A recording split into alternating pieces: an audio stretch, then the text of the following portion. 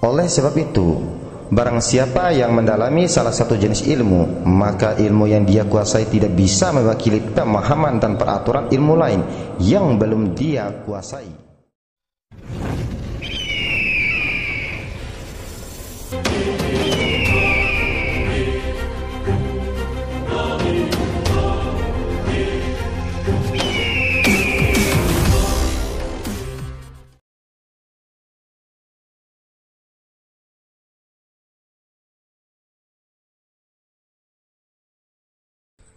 Bismillahirrahmanirrahim. Assalamualaikum warahmatullahi wabarakatuh.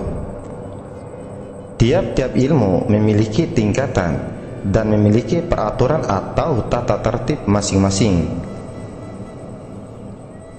Tiap peraturan atau tata tertib ilmu mewakili kedudukan masing-masing ilmu. Sebagai bahan informasi, kita perlu mengetahui bahwa semua jenis ilmu pada dasarnya dari Allah Subhanahu wa ta'ala. Manusia tidak memiliki ilmu apapun. Manusia hanya sekedar diberi sedikit tentang ilmu Allah. Sebab ilmu itu sebenarnya sifat Allah yang Maha mengetahui, dan Allah memberikan sebagian ilmu kepada siapa yang dikehendaki dan juga menutupi kepada siapa yang dikehendakinya. Semoga kita semua, terutama yang sedang berusaha atas izin Allah, termasuk bagian orang yang dibukakan pintu untuk menerima ilmu Allah yang semuanya sesuai dengan seberapa terbukanya hati kita. Semakin besar pintu hati yang terbuka, tentu akan masuk sebesar pintu hati yang terbuka, bahkan lebih. Ilmu ketuhanan adalah ilmu yang mewakili tentang gambaran kedudukan Tuhan. Semakin tinggi kualitas ilmu ketuhanan seseorang, maka semakin jelas gambar ketuhanan yang diwakili oleh pemilik ilmu itu.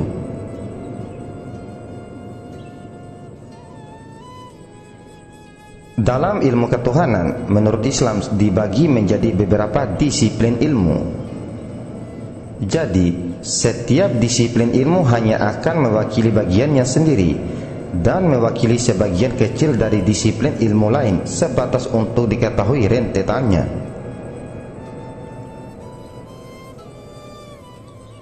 Oleh sebab itu, barang siapa yang mendalami salah satu jenis ilmu, maka ilmu yang dia kuasai tidak bisa mewakili pemahaman dan peraturan ilmu lain yang belum dia kuasai.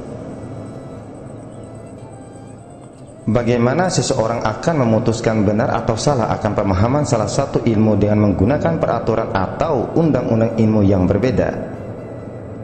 Tentunya ini akan menimbulkan silang pendapat apabila tidak segera disadari. Akan rumit atau akan sulit jadinya apabila sebuah ilmu digunakan untuk memutuskan perkara yang menyangkut ilmu lain yang berbeda. Akan jauh lebih sulit apabila seorang pemilik salah satu ilmu menghakimi pemilik ilmu lain. Sebelum kita mempelajari sebuah ilmu, maka perlu kita pahami satu persatu kedudukan setiap ilmu, khususnya ilmu ketuhanan. Ini bukan berarti kita mengklasifikasikan ilmu-ilmu ketuhanan, bukan menentukan kedudukan salah satu ilmu dengan ilmu lain, bukan untuk menentukan tinggi rendahnya sebuah ilmu dengan ilmu lain dalam hal ketuhanan. Sebab ilmu-ilmu ketuhanan harus berjalan bersama-sama dalam satu kesatuan praktek dalam kehidupan beragama. Jadi, yang berbeda itu tingkat penguasaan dan pemahaman seseorang dalam menggabungkan semua peraturan pada masing-masing ilmu. Seseorang akan dikatakan memahami disiplin ilmu apabila seseorang sudah melaksanakan ilmunya. Sebab ilmu itu lahir setelah ilmu itu dipraktekkan. Apabila seseorang memperoleh sesuatu bukan dari apa yang dilaksanakan atau bukan dari hasil praktek, maka ini belum memenuhi kriteria dalam kajian ini.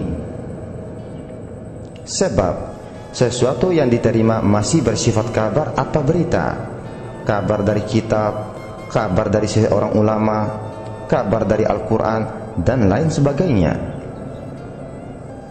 Jadi, orang tersebut belum sepenuhnya memiliki atau memahami ilmu, tetapi tahap mengetahui ceritanya ilmu. Saat orang tersebut mengatakan tentang Tuhan, sebenarnya dia masih menceritakan ulang tentang Tuhan, sebab dia tidak sedang berhadapan dengan Tuhan atau tidak bersama dengan Tuhan itu sendiri. Maka dia tidak akan bisa membuktikan tentang keberadaan Tuhan. Contohnya, kita berkata Tuhan Maha Kuasa, tetapi kita tidak sedang dalam kekuasaan Tuhan. Kita mengatakan sifat-sifat Tuhan, tapi tidak pernah membuktikan sifat Tuhan. Kita mengatakan kedudukan Tuhan, tetapi kita tidak merasakan dengan kedudukan Tuhan itu sendiri. Ibarat kita melihat atau membaca peta Nusa Tenggara Barat, tetapi kita tidak pernah pergi ke Nusa Tenggara Barat. Sudah tentu peta itu benar, sebab rute jalan dan nama jalan sudah jelas. Sudah tentu Al-Quran itu hak, sebab tiap ayat memang menunjukkan keberadaan sifat Allah, kedudukan dan perbuatan Allah Subhanahu wa ta'ala. Berikut ini bagian-bagian ilmu dalam Islam yang harus kita pahami sesuai dengan kedudukannya dalam memahami disiplin atau aturan masing-masing. Yang pertama adalah ilmu fikih. Ilmu fikih adalah ilmu yang mempelajari hukum Islam yang dituntunkan oleh Rasulullah SAW. Dalam ilmu ini kajian dan prakteknya berkenaan dengan hukum syariat Islam. Kajiannya seputar hukum wajib, sunnah, mubah, haram. Maka saat kita berhadapan dengan hal wajib, konsekuensinya harus dikerjakan dan tidak boleh tidak. Saat kita berhadapan dengan sesuatu yang hukumnya sunnah, maka konsekuensinya sesekali kita akan melaksanakan dan juga tidak melaksanakannya. Begitu juga dengan hukum mubah, mau kita laksanakan atau tidak itu terserah masing-masing, sebab arahnya tentang kewenangan. Jika tidak punya kewenangan, kita tidak akan melaksanakan. Jika kita menemui hal yang hukumnya haram, maka mau tidak mau harus kita tinggalkan, sebab kita tahu konsekuensinya. Yang kedua, ilmu usul fikih.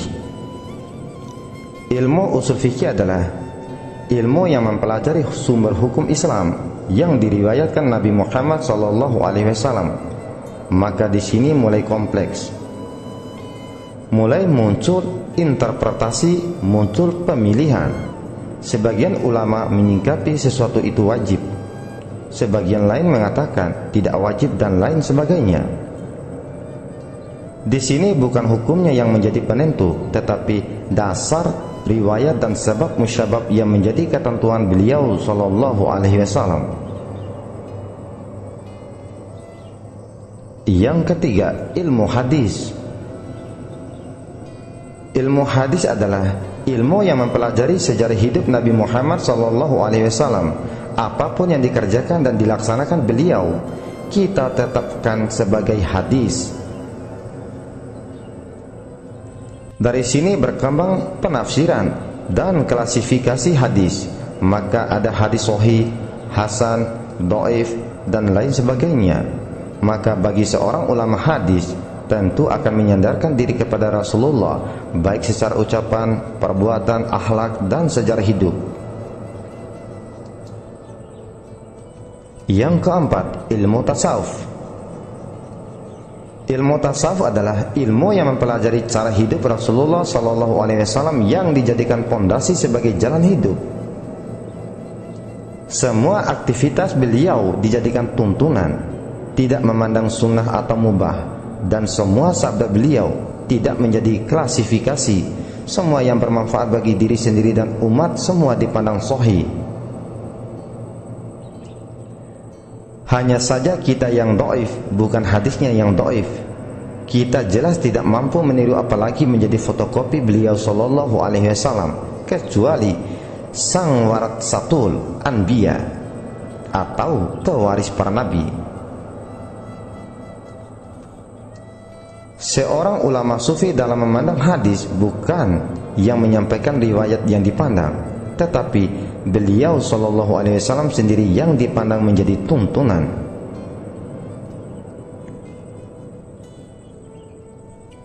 Jadi, sunnah Rasul bukan menjadi sesuatu yang bersifat hukum dalam ilmu fikih, yang menghukumi sunnah sebagai sesuatu hal apabila dikerjakan mendapatkan pahala. Tetapi sunnah Rasul itu menjadi sebuah ketetapan berupa tuntunan dan cara yang harus diikuti tanpa ada tawar-menawar. Demikian perbedaan disiplin setiap ilmu atau aturan pada setiap ilmu. Jika kita tidak waspada, kita mudah sekali memberi stempel kepada seseorang, kepada ulama dan kepada suatu ubudiyah yang sementara kita tidak melaksanakan. Dunia tauhid hanya dipahami oleh pelaku tauhid itu sendiri. Dunia ilmu tauhid baru sekedar ilmu atau kabar. Kalau sekedar ilmu, maka belum cukup digunakan untuk menentukan kebenaran. Ibarat seseorang sedang mencicipi manisnya madu, maka tidak sama dengan orang yang membaca buku atau keterangan tentang manisnya madu. Boleh jadi artinya sama dan sama-sama mengetahui, tetapi akan sangat berbeda arti dan makna bagi yang memang sedang mencicipi madu. Dia jauh lebih mengetahui dan merasakan manisnya madu. Sesuatu dikatakan hak apabila efeknya menjadikan seseorang sadar kepada Allah wa Rasulihi sallallahu alaihi wasallam. Demikian juga bahwa sesuatu itu dinilai batil apabila reaksinya menimbulkan ketakaburan. Walaupun kelihatannya mengabdi kepada Allah, kelihatan hak, tetapi jika berdampak kesombongan, maka akan dinilai menyimpang atau bid'ah. Dalam bidang sunnah dan bid'ah banyak terjadi perbedaan. Seorang ulama fikih yang sudah sempurna syariatnya akan memandang bid'ah kepada ulama sufi, apalagi seorang ulama fikih tersebut belum mendalami usul fikih. Bagi ulama hadis biasanya tidak terlalu gegabah, sebab sudah lebih menyandarkan diri tentang perilaku sejarah atau sirah Rasulullah sallallahu alaihi wasallam. Hanya saja masih ada perbedaan walaupun sepintas. Dalam pelaksanaan kita dihadapkan dengan dua hal, yaitu tentang syariat dan tentang hakikat. Yang keduanya membutuhkan patokan berupa ayat suci Al-Quran dan Al-Hadis untuk dipergunakan dalam melaksanakan praktek ubudiyah. Bagi ulama fikih, lebih cenderung memperbaiki hukum berdasarkan syariat yang berkenaan dengan aktivitas ubudiyah jasmani. Sedangkan bagi ulama sufi, lebih cenderung menerapkan aktivitas ubudiyah secara rohani dan secara jasmani, atau syariat sifatnya mengikuti gerak rohani. Maka bagi orang yang belum memahami, seakan-akan ulama sufi secara syariat tampak longgar. Longgar bukan dalam arti teledor, sebab di sini pelaksanaan jasmaninya sebagai bayangan dari rohaninya, batinnya menjadi penggerak jasmani. Sebagai contoh kalimat yang mudah disalahfahami antara lain, sholat itu hukumnya wajib, maka ulama syariat fikih mengatakan wajib. Jika ditinggalkan terkena hukuman murka Allah tanpa ada tawar-menawar. Jika terjadi tidak sholat, maka akan diqada atau dibayar dengan lain waktu. Bagi ulama sufi juga mengatakan bahwa dia mengerjakan sholat bukan dasar hukum wajib, tetapi dia senantiasa sholat. Hatinya berkata bahwa dia sebenarnya tidak bisa sholat jika tidak diberi kekuatan untuk melaksanakan sholat. Hatinya yang dipandang oleh Allah menjadi sebab dia diberi kekuatan untuk melaksanakan sholat. Jadi bukan hukumnya yang dipandang, tetapi Allah itu sendiri yang menggerakkan dia untuk sholat. Jadi Ulama sufi juga kelihatan sholat, akan tetapi tidak mengaku bisa sholat, sebab dia mengetahui bahwa dia tidak memiliki kekuatan untuk berbuat apa-apa termasuk sholat. Dalam hal ini Imam Al-Ghazali memberikan keputusan bagi pelaku jasmani dan pelaku rohani. Hakikat tanpa syariat itu batal, dan syariat tanpa hakikat itu lumpuh atau sia-sia. Jadi kita hendaknya melaksanakan kedua-duanya. Kita tidak boleh mengambil salah satu saja. Jadi saat kita diberi pemahaman syariat saja, kita masih dituntut untuk mendalami hakikat. Dan apabila kita sudah diberi secara hakikat, kita harus kembali menjadi hamba Allah Subhanahu wa ta'ala, yang secara jasmani harus mengisi bidang ubudiyah yang sudah disyariatkan oleh baginda Rasulullah sallallahu alaihi wasallam.